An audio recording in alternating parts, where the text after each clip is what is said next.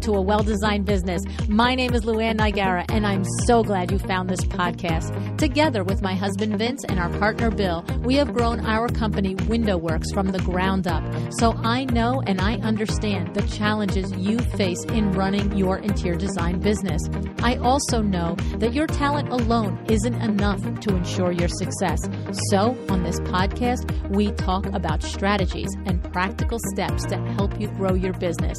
But make no mistake about it, we have our share of fun here too, mixed in with those aha moments that I love so much. This isn't fluff. Nobody has time for that. Whether you are a new interior designer or a seasoned designer, I am here to help you create and to manage the kind of interior design firm that you dream of. It's straight talk and it's action. Are you ready? Let's get started. Hi, welcome to A Well-Designed Business. Today's show is sponsored by Duque Renders. Duque Renders is a 3D rendering studio based in the beautiful Tulum, Mexico area, and they serve interior design firms, you guys, with 100% accurate photorealistic 3D renderings. The thing is that I originally interviewed Fernando Duque, the CEO of Duque Renders, back in episode 722, and I highly encourage you to go back and listen to that episode. And today, we are here because they have had such tremendous growth over the last 2 years. In just 2 years, they're already working with some of the biggest interior design firms in the industry, such as Studio McGee. All right. They're also working with Mikkel Welch, Kate Rumson, and Lindsay Brooke, and over 500 others. I know many designers in the New Jersey area that are working with them. Ania White, Layden Lewis, Gail Davis. These are high-powered firms that have a high bar for excellence. And along with understanding and knowing these firms have been working with them, in conjunction, Fernando and I have been getting to know each other over these last 2 years. And what has struck out to me most, on top of him being such a kind and gentle soul, is the tremendous growth that he has led his team to. He's the first one to give credit to everyone around him. And I love and appreciate that about him.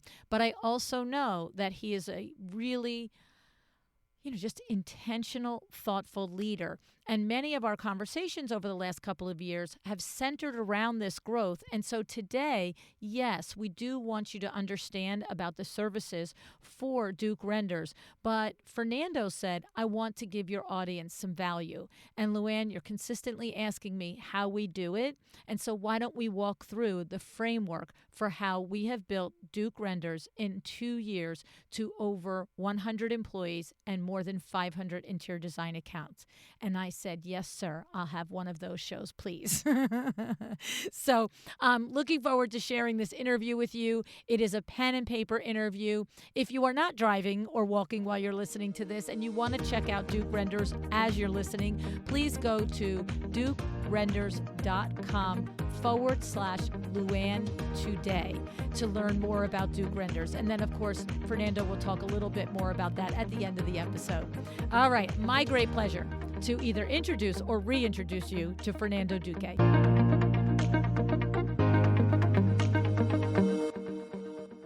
Hi, Fernando. How are you? Hi, LuAnn. Thanks for that super intro. Wow.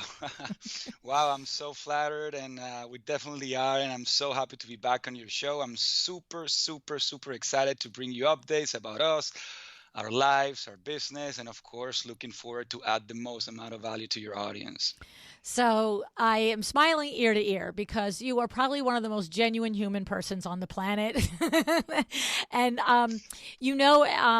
that I believe everything I just said. I've really had such, a great experience getting to know you and the team over these last couple of years. And I have to say, I explained in the intro how you're working with Studio McGee and Mikkel Welch and Kate Rumson. I don't even think I mentioned Kate Rumson here from New Jersey, Lindsay Brooke. Gail Davis. Let's just say it. There's so many designers that are at high level designers. But this is crazy. 2 years in business, Fernando. This is because you are running such an amazing back-end business. We all look, I say all the time on the show, I expect you to do a beautiful room, right? That's the premise of the show is you're an interior designer. Yes, it's a given that you're going to produce a beautiful room. What I need to know is, as a consumer, can you professionally run the project? Can you do the things on time within investment range? Can you manage the things of the project? And so I believe it's the same with you guys. You being able to produce a beautiful rendering, that's expected. Now, you happen to do it at an exceptional level. I understand that. However, being able to run the back end, I believe, is what is attracting all of this high level notoriety, high level opportunities is really the better word for it, with such prestigious entities. And would you agree with that, Fernando? Do you think it's, yes, the talent of the renderings, but do you think it also has to do with the way you and your team run the back end? I think it's definitely a combination, because there are a lot of render artists out there that can produce just good and decent work. However, what we try to focus is can we produce great work consistently and scalable, so in a scalable way. So that's kind of like what's been the challenge for us, and our team has done an absolute fantastic job doing it. I mean, I'm the one here talking to you, but behind me there's 100 people that are just doing an absolute killer job, and I'm super proud of all of them. Yeah. Yeah, it's crazy. You were sharing with me that you have tripled your revenue, you have 500 active clients, and 100 team members all over the world in under 2 years. That's insanity. Like, I'm like, wait a minute, what am I doing? I'm sitting still. Like, what's going on here? So how did you do that? What I mean, if I look at you point blank and say, how did you do it? Can you look back and like put an answer to that, or you can't tell me it happened by luck? There's no way. Well, no, no. I mean, I think what is it? Opportunity combined with luck. Is it Yes. that the saying? Yes. That's how the saying. So I think it's hard work and yeah, a sprinkle of luck. And I think I can answer that question in three parts. In fact, we build a whole framework around it, and we call it the Triple T Growth Accelerator. It's a little bit hard with my accent to pronounce that phrase, and I'm actually super excited because it's the first time we talk about it, and hopefully your listeners can pick up some of the concepts and apply them to their own business. All At the right. end, that's what I'm here for, right? To add value to your podcast and to your listeners, right? So in LuAnn language, let's call it, instead of an aha moment, let's call it an aha formula. How's that? Like a step by Very step. exciting. So Okay. yeah. So the Triple T Growth Accelerator is all about teams, tools, and transition. All right. And in that specific order. All right. So that's why it's called the Triple T. All right. And it all starts with the team. And we were talking a little bit about our team before, but I bet you've heard the expression that you need to get the right people on the right seat on your bus, right? Right. Um, this is one of the popular concepts that of one of my favorite authors, Jim Collins, in his book Good to Great. And he talks about choosing the right people to join your team as the absolute first thing you have to do. Even if you don't know where you're going, which sounds a little bit counterintuitive, but with the right people on the bus, I guarantee you the road is much smoother. Mhm. You know, so at the beginning, we were like most interior designers, right? Instead of a one woman show, we were a two-man show. Is that a thing? My brother Enrique and I were just two-man show. I don't know, maybe.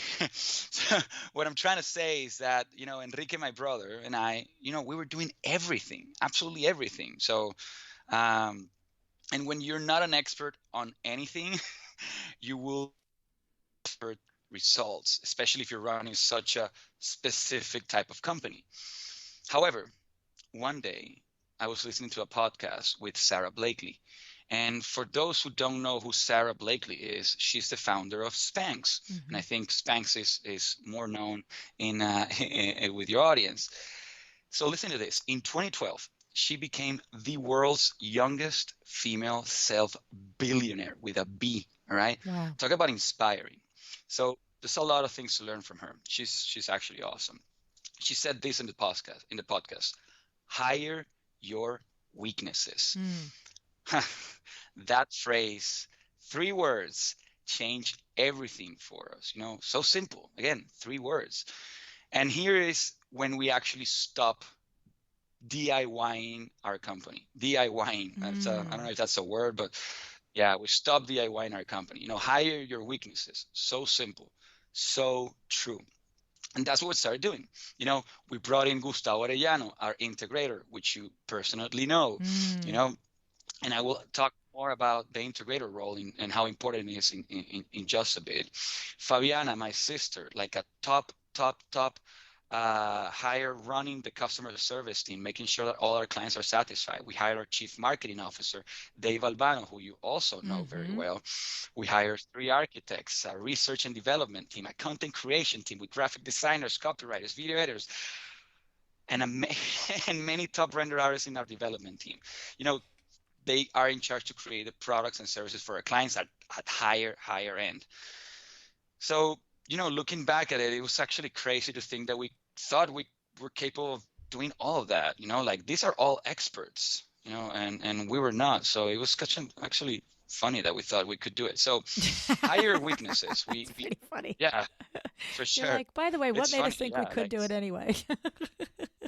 exactly. Like, oh yeah, because I was running the ads, I was running the marketing campaigns, I was talking to the clients. We were all like doing everything. It was just like, does it ring a bell, interior designers listening to me? Yes, Does it right? ring a bell? Hi, yeah, hire your weaknesses. If you're not good at something, just hire it. All right, if you can, of course.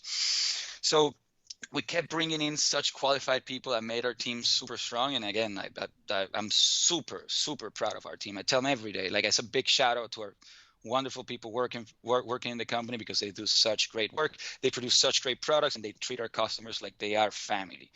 So this, added to the value alignment that we mentioned in our previous episodes, made us build a perfect team. Perfect team.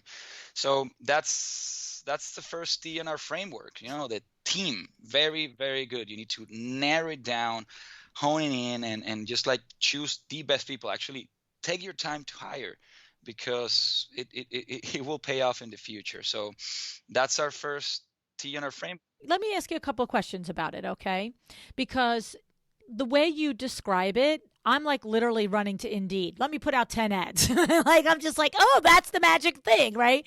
Like, I understand, and I've known for many years, and so probably have a lot listening, hire your weaknesses. I get that, right? We understand that concept. But there is a difference between being a startup company and 2 years later having an executive team that's built out to that level that includes Enrique and Gustavo and Fabiana and Dave and the others.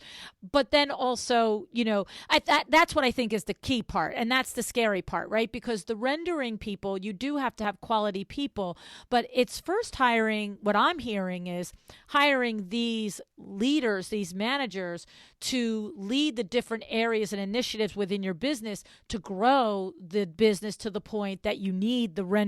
Okay.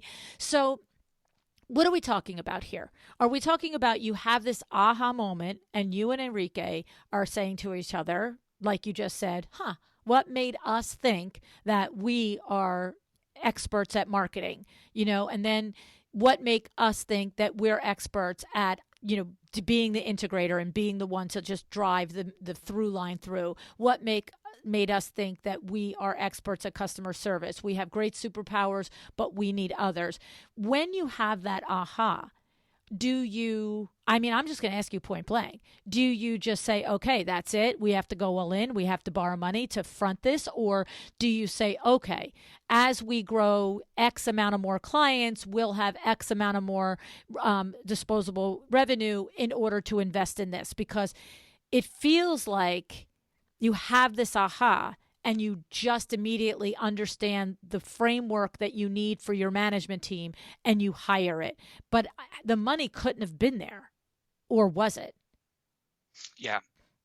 Well, no, for us, and I'll tell you, I think there's probably 2 ways to do this, and I'll tell you the first one because it was our experience. So we've been bootstrapping this company since day one, Mm-hmm. and for us, it was like a gradual process, right?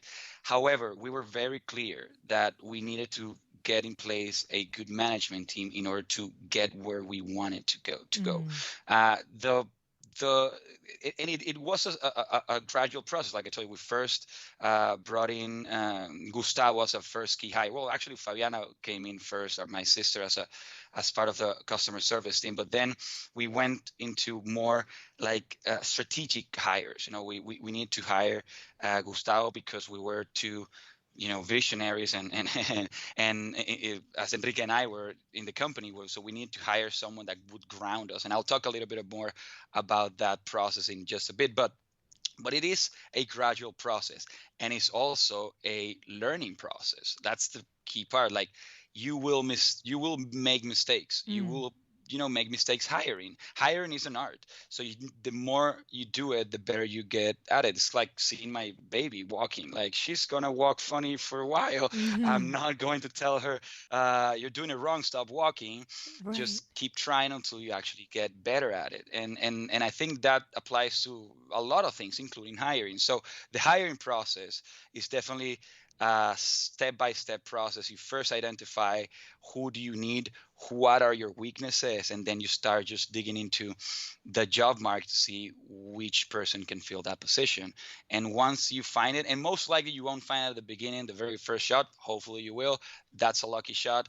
But it will take some iterations until you get to the right people on the bus, and especially sitting on the right seats, because you can have someone that is very good at marketing, but you haven't doing accounting. Right. It's like, well, it's the right person, but not on the right seat. So it is a gradual process. It is a learning process, and it's definitely a fun, satisfying process once you get it done. So you're saying you did do it over a period of time, but I think the key thing is the combination of it's only 2 years later and the great results that you have is that, yes, maybe it happened over 1, 6, 8, 10 months, but it's the intentionality that you're describing, the having the right people in the right seat. And it was also, and to be honest, I wish I honestly, I wish it was like that methodical, like, oh my God, we need to hire someone right now because it's necessary for the growth of our business. And it wasn't that like that. Like to be honest, it was more of a survival mode. Like, if we didn't hire, for example, Gustavo, like, we were just going to go crazy, because Enrique, my brother, and I are very similar in the terms of way we think. And I'll talk a little bit more about this dynamic between these two types of individuals in every company. But we needed someone that could probably ground us and tell us, like, this is the way you're gonna do it. This Yes. like more of a operation. Yeah. And that's why the actual term is the integrator. So and again, I'm gonna talk in detail about this very important job and how crucial it was for the beginning of our company. Yes. And so, I would love to, let's talk about Gustavo and the integrator, because I watched him. He's, first of all, and I look, I was in half a dozen meetings that Gustavo was in. What was interesting to me about Gustavo is, at least in the experience that I had, a man of few words in that dynamic, okay?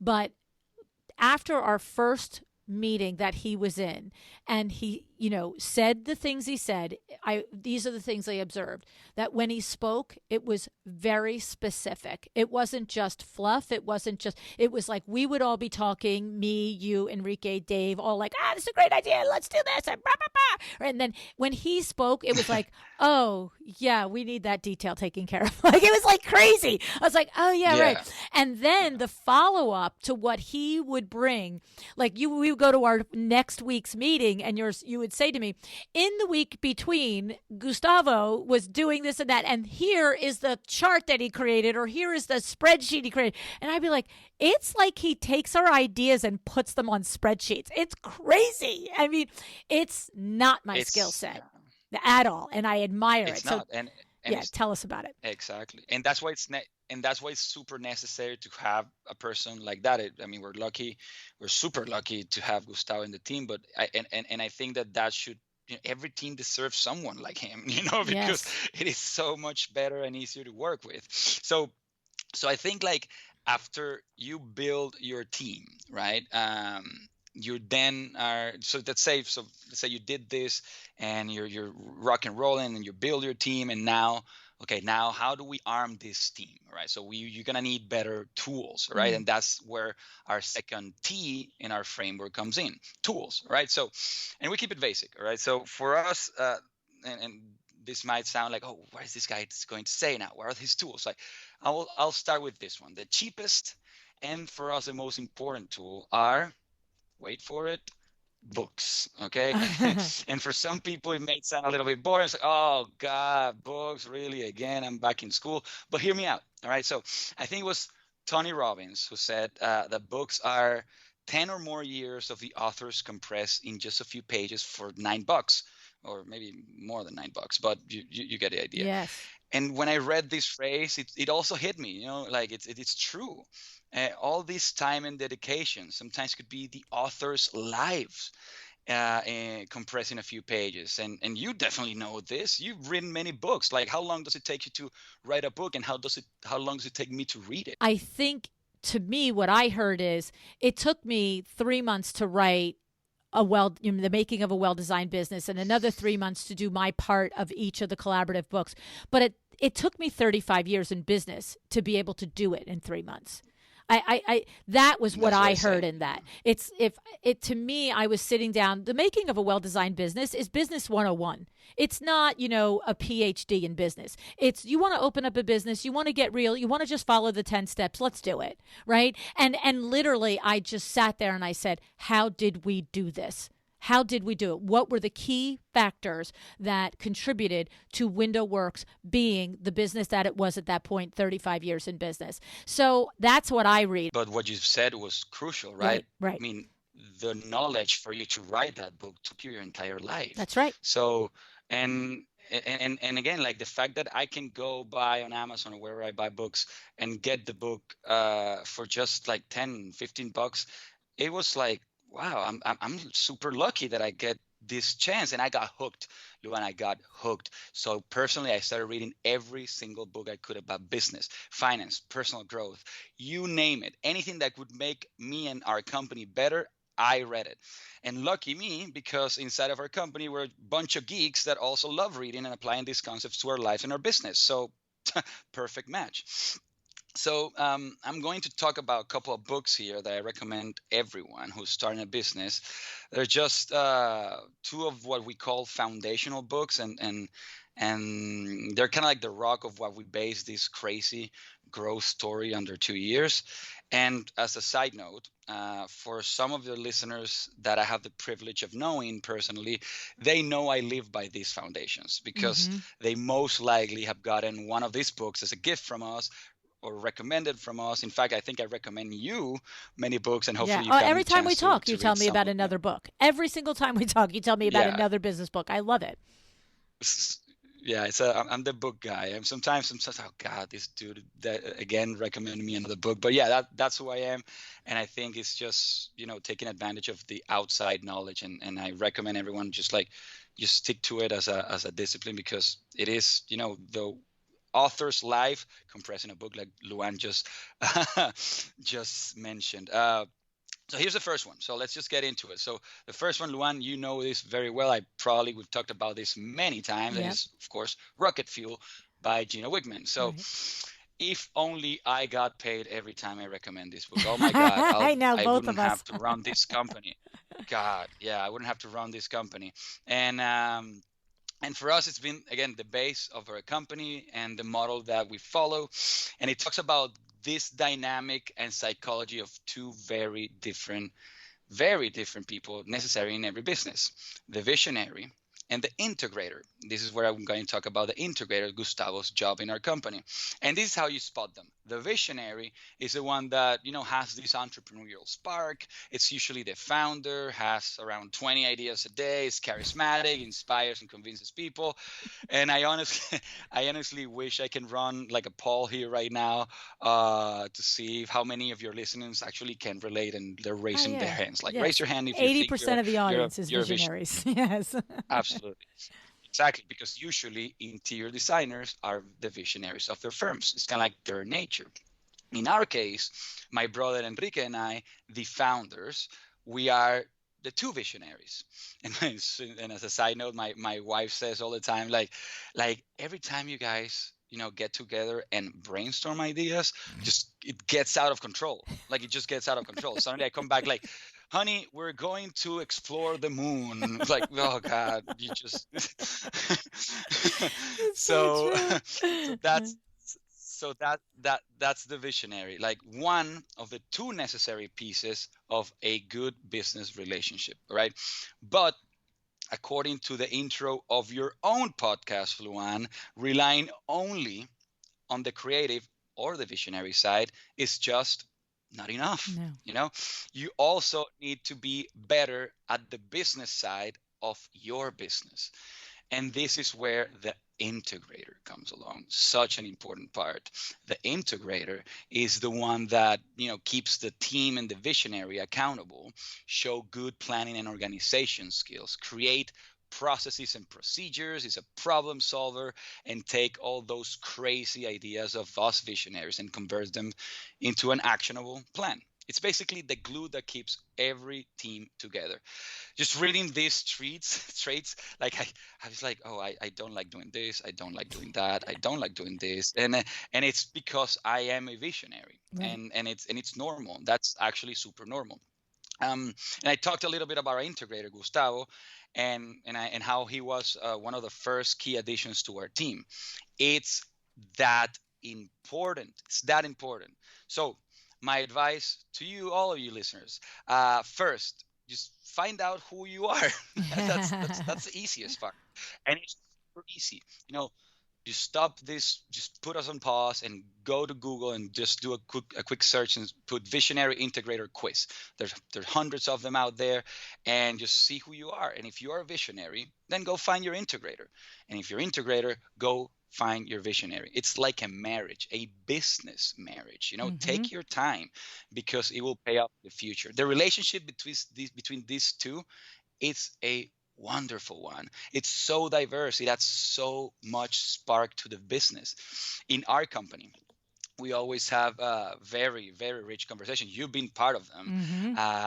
as part of our meetings, between two different people. And of course, in those meetings, there are a bunch of visionaries, your team and us, and one integrator, Gustavo. So I think he was Like a I little bit said, overwhelmed. talks very little, but when he does, you're just like, oh, okay, you're right. It's Yeah, great. no, it's a beautiful thing. It's a beautiful thing. So I want this to everyone listening. You all listen to me. You all deserve this. Don't skip this. Once you realize who you are, it will be so obvious, so obvious. Once you read what an integrator does or a visionary does, it will be so obvious to you who you are, and you will start allowing yourself to actually stop doing the things that you're not good at, or just don't want to do. Isn't that nice? It is. Isn't that nice? So in my case, I'm great at coming up with the new ideas. Many a day. It's hard to keep up. However, I really struggle at sketching the plan and executing them. Mm-hmm. This is where Gustavo, our integrator, and his team shine. They take these ideas, filter them, bring me down from the clouds. Fernando, where are you? Come down, and put into a comprehensive step-by-step plan. Again, how beautiful is that? Yes. And that's Rocket Fuel. That's Rocket Fuel from Gino Wickman. Another book that we followed like a religion is another one that is The E-Myth by Michael Gerber. Mm-hmm. And I'm not going to extend myself here, because you have talked extensively about all the topics covered in this book with previous guests in previous episodes. But I do want to kind of like touch a point on this book. And this book really made us embrace the term fake it until you make it. Mm. Since the early days, and kind of like coming back to the point that you were talking before, we thought and we truly believed that we are a huge company, even though we're not. And we were not there at the time, and we're not anymore. We're not still, but we believe it. We are a huge company, Coca-Cola and us. We're that big, right? And we started acting like one. Yeah. We started acting like one, and it came from this book, especially creating SOPs, standard Mm. operating procedures. Okay, literally, LuAnn, every single process in our company is captured in a step-by-step, easy-to-read document that anyone can access. This way, any team member can get onboarded much faster. For example, everything is predictable, it's precise, and there's little room for mistakes. for the most part, Mm-hmm. for the most part. And you know why I think this is a foundational book? Because lately I've seen Mina, my wife, who's also an interior designer, embrace this method in her firm here in Tulum, an Mm. interior design. So it's a foundational book because it applies to every business. Doesn't matter if you're a rendering company, a interior design firm, a podcast host.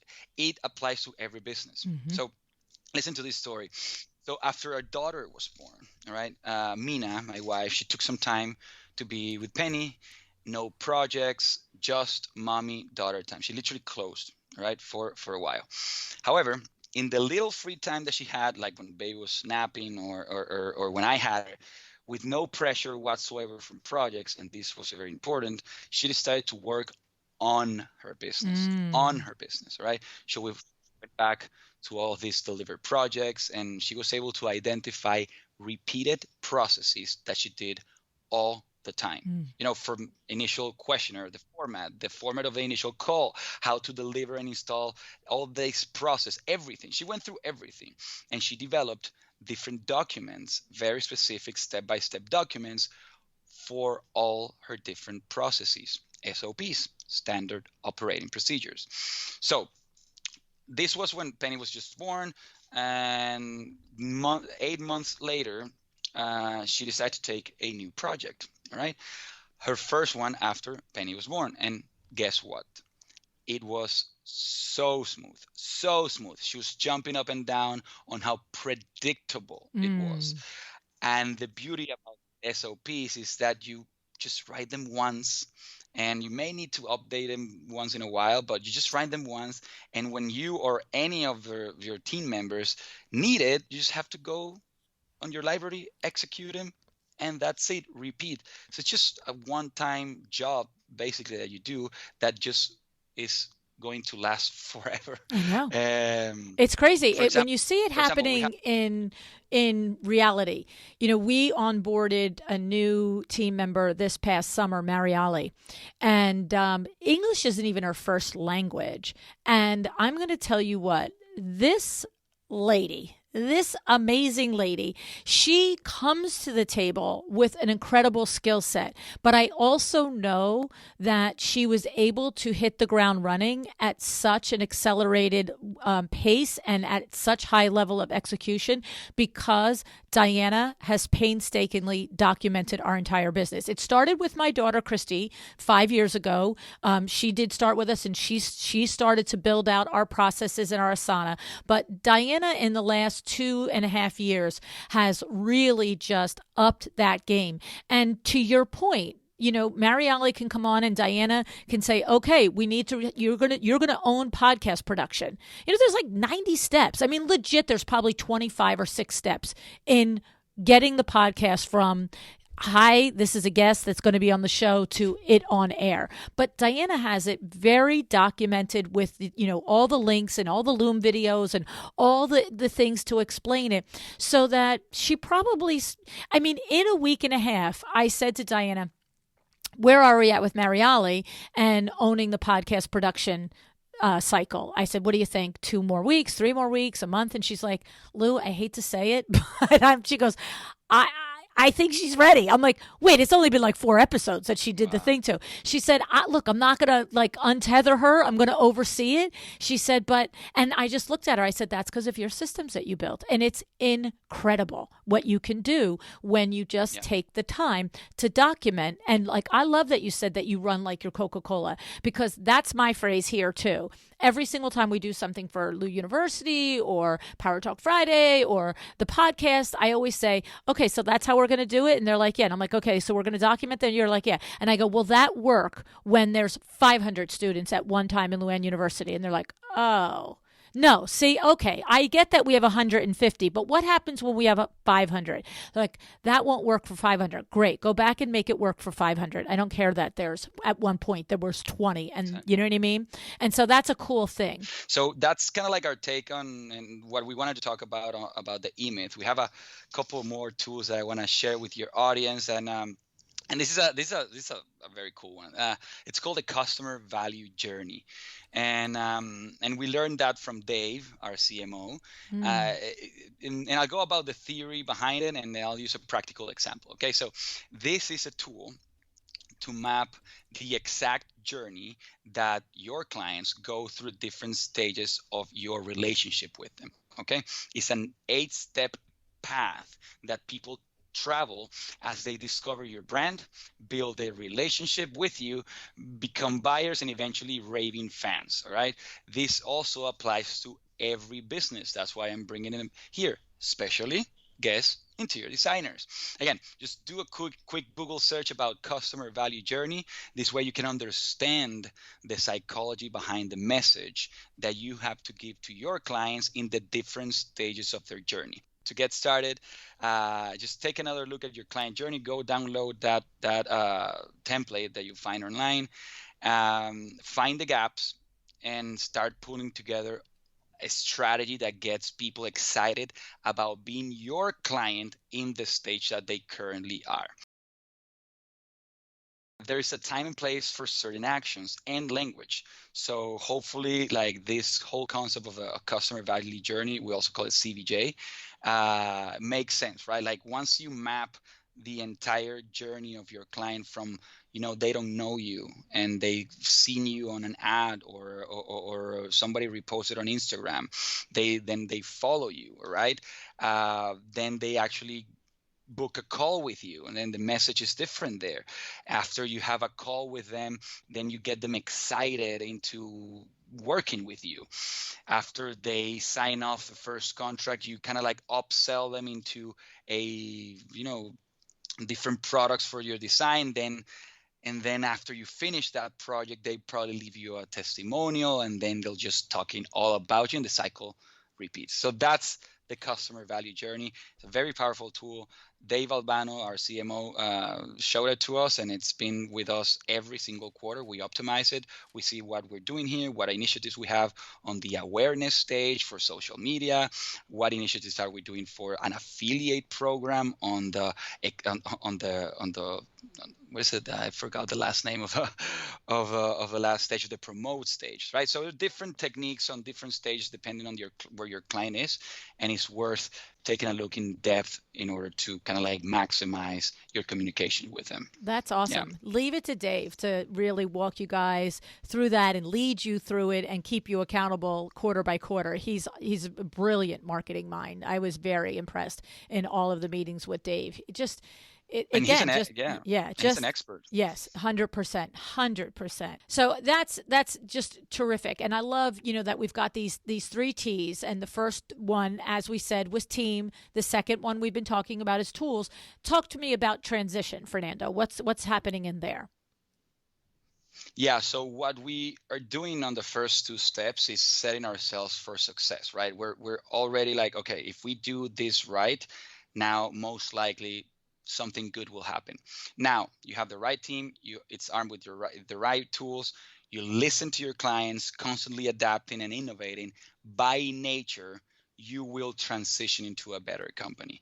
And it's one of those reasons that brought us the privilege of creating renderings for firms like Studio McGee.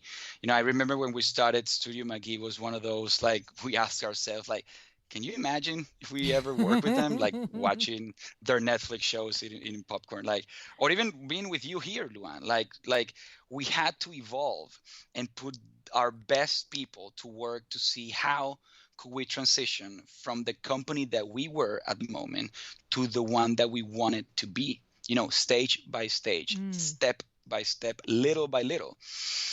In fact, a good example, and around when we recorded our first episode about a year ago, I was taking all the sales calls, like Oh. all of them.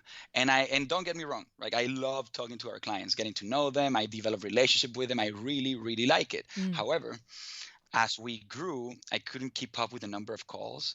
So we had to transition to a new way of closing projects. Today, using different tools, we have an automated sales process that removed me from the sales operation and allowed me to be in more strategic side of the business.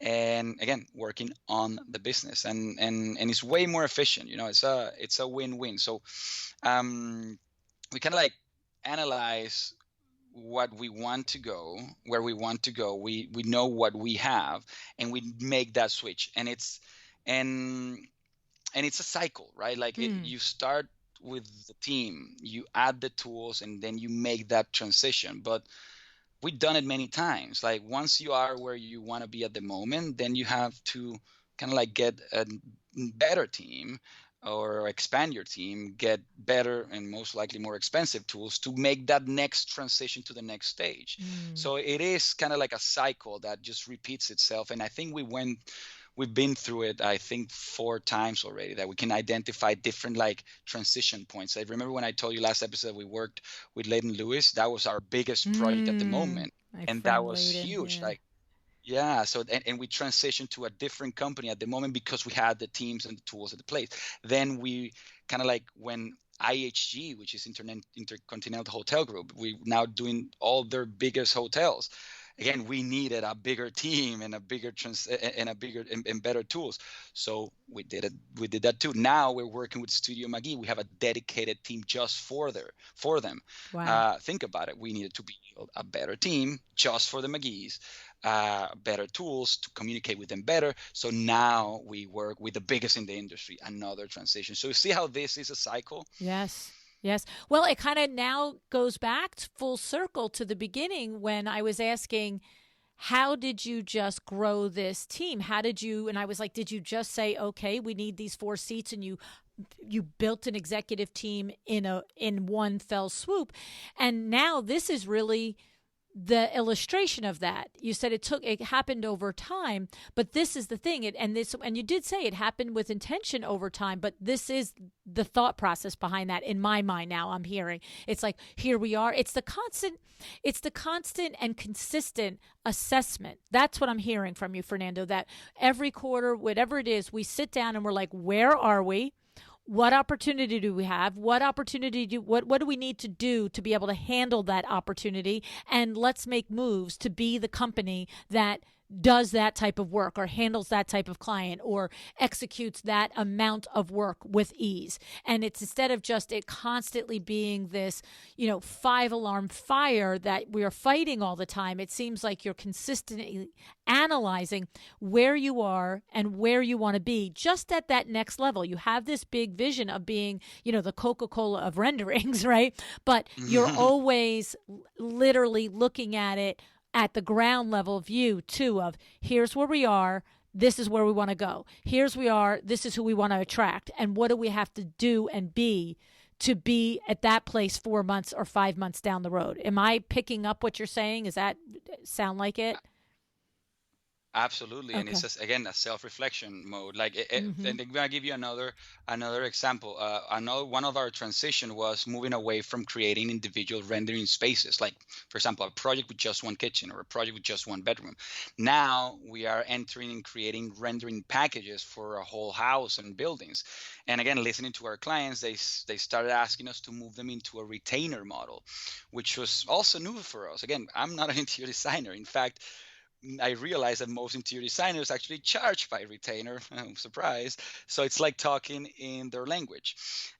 These are just some of the examples of like how internally went through a transition to becoming a better company, and serving better our clients. So yeah, that's kind of like the how it summarizes the 3 T's on our triple growth accelerator: the teams, the tools, and of course listening to make that transition to where you want to go. So that's a very long answer to your questions. How did we grow? But I love it. It's kind of like, that entrepreneur 101 again. And the thing is, I agree with you. Listening to all the Audible books or reading it, whatever is your preferred method, it's critical. You do and you should be doing and listening and reading. However, hearing someone take all that advice and all that information and how you and Enrique and the rest of the guys and your sister and everybody on the team have made it actually an action, have done and executed it, is so helpful to the rest of us to, because look, I've read all the books too, right? I mean, we talk every time, like but there's a gap between reading it and understanding how to execute it. And sometimes that gap is crossed by hearing somebody else's explanation of how they did it. And then all of a sudden you think to yourself, oh, I could do that, right? So I appreciate your going through that, because it really is a remarkable case study, actually, for building a successful, profitable business in like 0 to 60 in a minute. So I love it. And I thank you for walking us through it. But here's the thing. You got to tell us about what's the latest in actually Duke rendering, right? Like in Duke renders, and how this tool works for designers in their projects. And I know that you've probably, up leveled that in the year since we've talked with detail about Duke renders. Yeah, so we again, we coming back from listening to our clients, we actually are moving towards a new way of business model, right? So before we used to charge per space, and we got some backsplash. Our clients really wanted to move them into a retainer model. It's better for them, it's simpler for them, and that's kind of like we are here to present to all of you.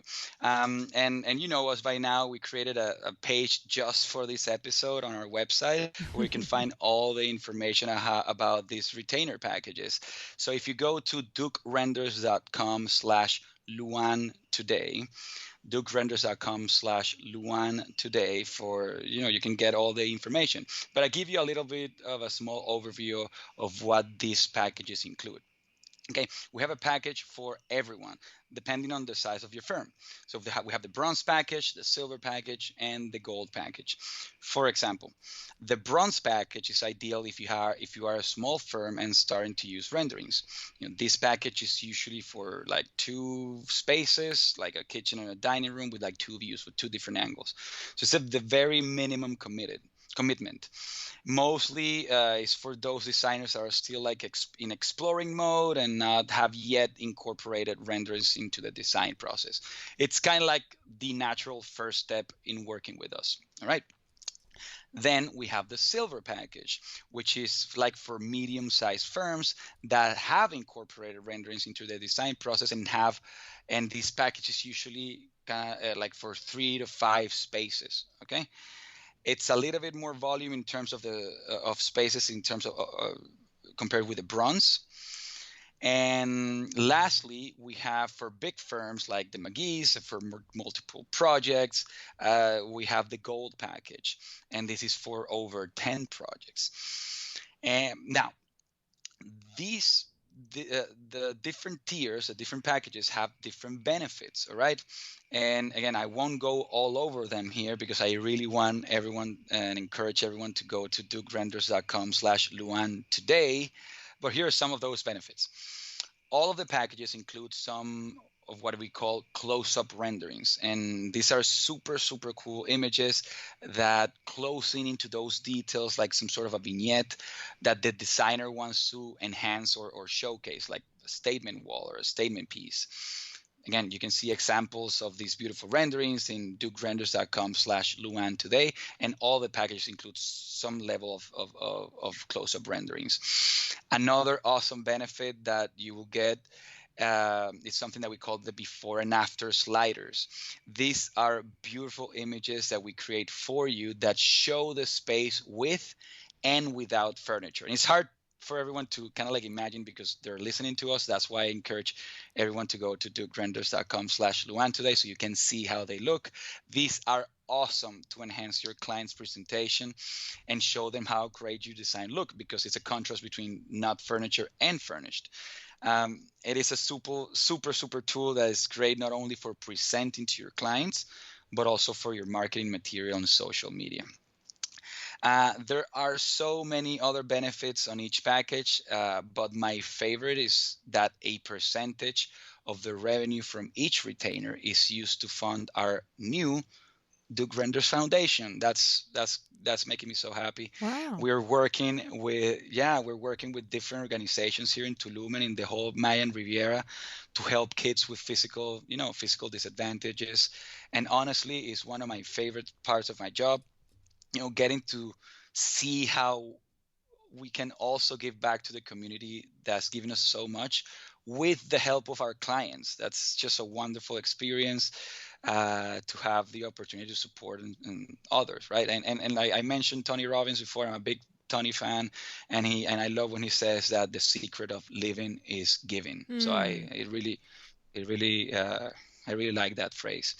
Anyway, that's some of the benefits rolling into our new awesome retainer packages. We have gotten so much great feedback on how they actually are more suited for the needs of our clients. They actually are enrolled in this program. So everyone, if you're listening and you're interested in exploring adding renderings to your design process, no matter the size of your firm, like I'm certain that we have something for you, and some of this package will fit your needs. So once again, the link is dukerenders.com/LuAnn today. I'll let you spell that one, LuAnn, because my English mixes up with the spelling, but it's dukerenders.com/LuAnn today. So that's it for me. That's everything I had to say today. I really enjoyed talking to you. So thank you for the opportunity. Oh my goodness. Are you kidding me? I have so much fun every time we talk. I always learn something. I love the way that you are always consistently striving yourself to be a better business owner, and how your entire team embodies that. And to me, working with a company like that, whether it would be you and I planning events together in the future, or it's designers working with you through the renderings and so forth, there's just something about working with a company that you know is striving to be their best. Because when somebody is striving to be their best, you know they're always delivering to you the best that's possible, that the best that you can access and the best that you can get. And I feel that to be so true about Duke Renders. And you know, the designers that I know that have used your services just swear by the whole thing. Like, again, I'm just going to say, swear by the result, swear by the outcome, the beautiful renderings, but also always talk about the experience of working with you. And as an interior designer, you know that's what's important. When your client experiences a great journey with you, when you design their room or their home, that's when you're referable. That's when they remember you, and that's when they tell their friends and colleagues to hire you as a designer. And I'm finding that to be, over these last 2 years, the experience with you, Fernando, and your company, that you're just highly referable is the point. I like that. Oh, I like the best way. The best compliment is a referral, right? That's right. I think we are on a mission. We have a very clear mission. I think you are in the mission with us of making this industry a better industry, making the designers better designers. You know, we are kind of like the silent partners, because I know that when some of the stories that we've heard, that when the end clients see the renderings, they start crying, they start jumping up and down. It really moves them internally, because it is their home. And I always say that the designers and us, we're service providers for somebody's home. That's so personal. So the responsibility is up there. I share it. We share it with our designers. And yeah, we really like adding value in every single part. As you can see, this podcast, we barely talked about renderings, but it's just our passion to just be better for the people that are, relate to us. And I'm happy that you think about that on us. So it really, really means that we are doing something good. So thank you for the opportunity of sharing, giving me the opportunity of sharing my ideas and our progress. And it's definitely been a journey, and I can't wait for the next one. I know. I'm really loving having a front row seat to watching how you and the guys and your sister and everybody just really move this company forward. So thank you, Fernando, so much for sharing your business journey with us in an effort to help us get some clarity on how we can, duplicate some of the success that you guys over there have created. So thanks tons for being on the show today. Thank you so much.